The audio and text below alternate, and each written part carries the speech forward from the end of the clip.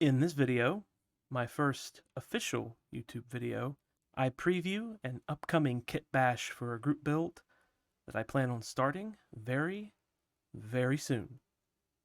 So stick around.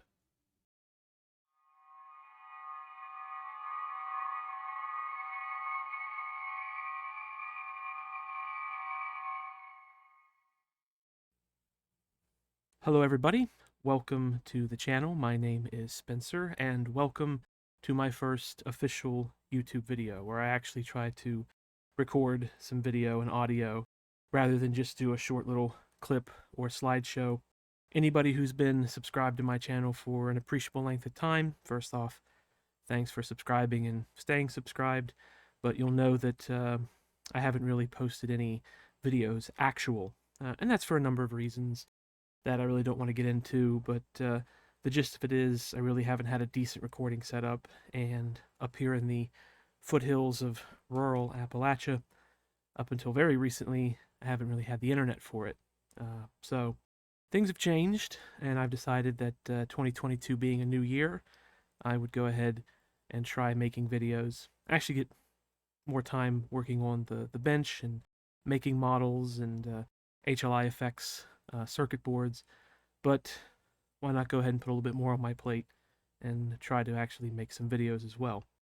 So to keep this first video relatively short and simple, I thought I would just do a preview of a build that I'll be working on very soon over the course of the next couple of months. And this is for an HLI or HobbyLink International Star Wars group build. I'll talk more about that here in a minute. But this is the actual kit. This is the TIE Interceptor. This is the old vintage MPC kit. I got this off of an online retailer a little while back. I think I paid like $12 for it, US. It's technically a snap-together kit, and it's not a bad kit, but it's obviously not very accurate or detailed in your vintage MPC fashion. And the original idea, as I said, was that this would be for an HLI group build. If you're not familiar with HLI or HobbyLink International, it's an online forum-based community where a lot of modelers can sign up and just enjoy the hobby. It's a very friendly, open, supportive, constructive atmosphere.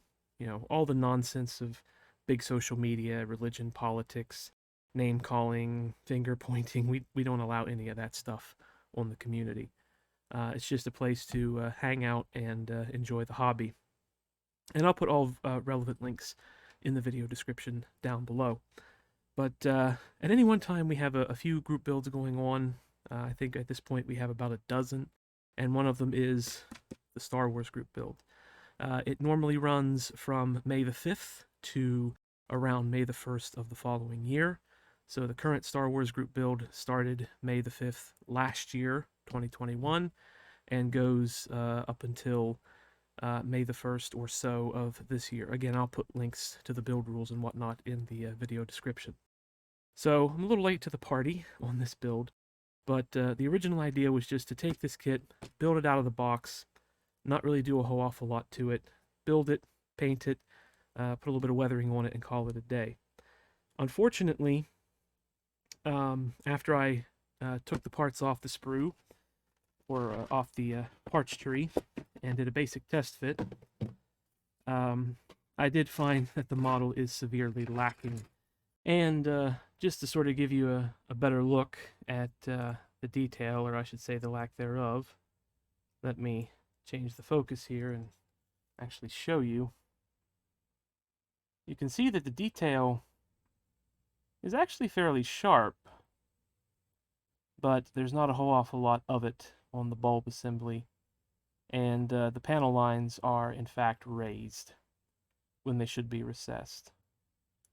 So if you want to make this sort of an accurate rendition of the Interceptor, there is a fair bit of work that has to be done to the kit. So when I put it together and I test fitted it on an HLI live stream, I won't say I was disheartened, but a little frustrated. but it's what you would expect from a vintage kit of this era. And then, serendipity happened to come my way, and several days ago, I found this kit online. Again, it was an online retailer who kind of specializes in getting old collections of vintage kits and reselling them. This one was at a decent price, and it's the old AMT dual TIE Fighter kit. Now, I don't know a lot about vintage Star Wars kits. I know a lot more about Star Trek kits and whatnot. And to be honest, I didn't even know this kit existed. But after seeing this online and doing a little bit of some research on it, I figured this right here might be an opportunity. So like I said, this is a dual kit. It comes with 2 TIE Fighters. Comes with a Star Destroyer-like base. It's not super detailed, but still, it's a pretty nice big chunk of fairly thick plastic. Comes with a lot of various parts, again, for 2 separate regular TIE Fighters. And I've already taken the bulb assembly, or one of the bulb assemblies apart.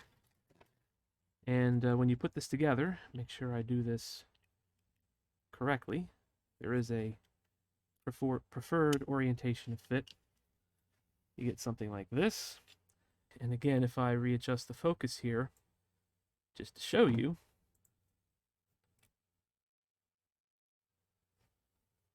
see, there is more detail, and the panel lines are now recessed.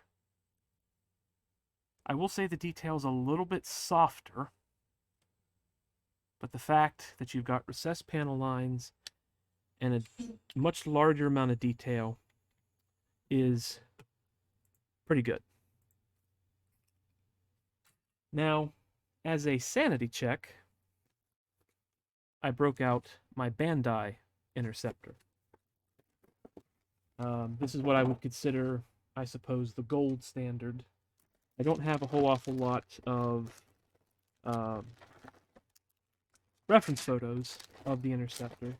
I couldn't really find a whole awful lot online, and I only have a couple in my books. But if you do a one-to-one comparison of the detail on the Bandai kit to the detail on the AMT kit, you will find that most of the detail is there. Now, it may not necessarily be the right shape. It may not necessarily be the right size. It may not have the, the correct detail in terms of, being agreeable or agreeably. And not 100% of everything is there, but most of it is. And what really sold me on this kit, aside from not having 2 TIE Fighters in a box, was that if you compare the size of the MPC kit with the AMT kit, they are identical. The AMT kit is 1/51 scale. The MPC kit is also 1/51.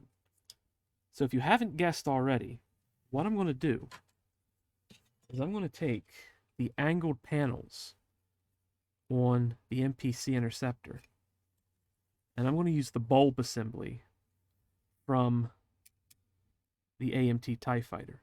Now I'll have to do a little bit of some work to get these to mate proper, but I think if I do it that way, I'm going to have a far more accurate looking Interceptor at 51st scale, unlike the Bandai Interceptor, which is 72nd. So that's the general plan as it sits. I'm going to, like I said, take the bulb assembly, the cockpit, the pilot, and everything for one of these TIE Fighters and use just the angled panels from the MPC kit. I'll leave the other TIE Fighter alone, not do anything with it. And I'll probably take the bulb assembly of the MPC kit and pair it with the other set of unused panels to make like a TIE variant or some kind of diorama. I've always thought about making like a rusted TIE fighter on an assembly line, like abandoned on an assembly line, just sitting there unfinished. Something where the accuracy is not really all that important. But I figured 2 TIE fighters that can give me a decent sized, halfway accurate interceptor, another TIE fighter to just leave alone for now, and some little variant at some point in the future. I thought it was a pretty good deal. So that's the plan, at least for the moment. So yeah, kitbash that together, make a Franken tie of sorts, or a Franken interceptor. Paint it. Probably not going to put any lights in it. I want to keep the build relatively simple. But build it, paint it, weather it a little bit, and call it a day.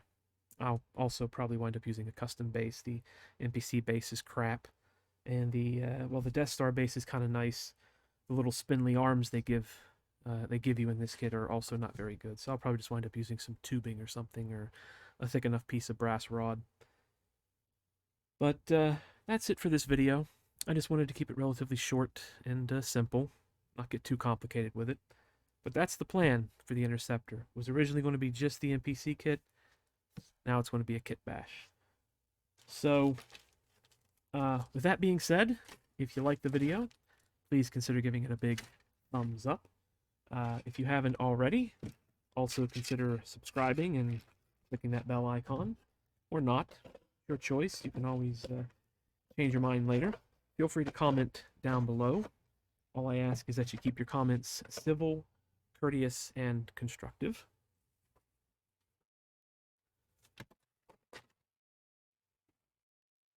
If you haven't also, check out HobbyLink International. They're a wonderful online community. Again, nice, positive, friendly atmosphere for all things scale modeling. Lots of group builds going on, something for everyone. And until the next video, hopefully part 1 of the Interceptor, take care, stay safe, and happy modeling. Bye-bye, everybody.